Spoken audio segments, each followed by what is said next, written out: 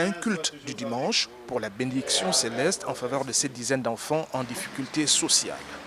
Orneline n'avait que 6 mois à la naissance lorsqu'elle arrive à SOS Moana. Aujourd'hui, l'orpheline de 20 ans devient un modèle d'intégration du centre pour les nouvelles générations de pensionnaires. Le programme ici exige que tout le monde puisse être réveillé à 5h30 pour l'école. Ensuite, il faudrait que je puisse d'abord moi-même me préparer avant de préparer les plus petits. Dès qu'ils sont prêts, ils peuvent prendre leur petit déjeuner.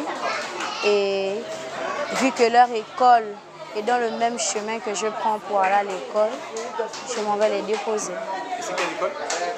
Ils apprennent à Saint-Joseph de Calazans, à Rio. Et vous? À l'Université africaine des sciences. Alors comment ça se passe à l'université? Tu suis quelle filière? Je fais le droit. Droit. Oui. Et le droit spécifiquement, quel genre? Pour le moment, je suis en tronc commun. Orneline, qui veut se spécialiser en droit pénal, comme d'autres enfants du foyer, doit pourtant surmonter des difficultés pour voir son rêve devenir réalité. Et parmi ces écueils de parcours, il y a assurément le poids d'une rupture à jamais avec la famille biologique. Quand je suis arrivé au centre, ma mère, j'avais l'âge de 6 mois.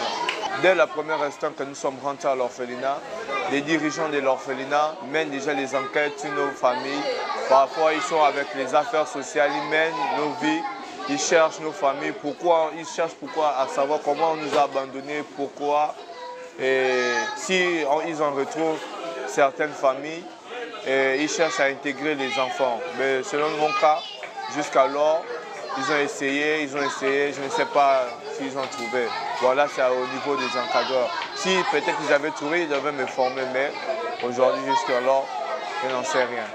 En effet, si vous venez visiter cet orphelinat, vous trouverez des dizaines d'enfants en parfaite santé et heureux de vivre ensemble dans ce lieu où la promesse d'un avenir plein d'espoir, mais aux possibilités limitées, reste palpable. Ici, le programme prévoit des exercices scolaires de rattrapage et des séquences de culture générale, un programme parfois difficile à mettre en pratique. Ils ne suivent pas l'actualité, c'est tous ceux qui sont en classe d'examen. Ils doivent bien connaître l'actualité du jour, surtout. Parce que quand on parle de culture générale, c'est tout qui vient. Donc ils doivent être à mesure de répondre à toutes les questions. Mais s'ils n'arrivent pas à trouver des capitales des pays voisins, à plus forte raison qui est plus loin, ils ne pourront pas. Donc nous les stimulons comme ça pour qu'à la longue, ils soient à mesure de suivre l'actualité du jour.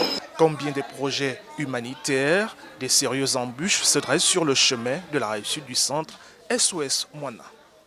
L'histoire de ces enfants diffère de celle de la plupart des jeunes de leur âge ayant les mêmes ambitions. Des ambitions qui les contraignent à plus d'efforts dans la société. C'est la raison d'être du concert caritatif organisé à leur intention à l'Institut français de Libreville. Dans les représentations chorégraphiques, les orphelins ont raconté leur propre histoire. Pourquoi le spectacle des orphelins? Pour les orphelins, pour leur donner une chance d'exister, pour les revaloriser, pour qu'ils sachent qu'eux aussi ils ont le droit d'aspirer au meilleur dans la vie.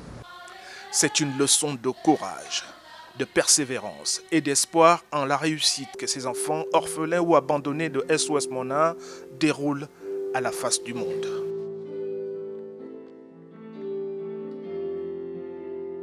Ce sont des enfants qui n'ont pas eu la chance au départ d'avoir l'affection de parents peut-être, mais je pense qu'ils ont trouvé un foyer, puis un milieu où ils se sont épanouis, ils l'ont prouvé.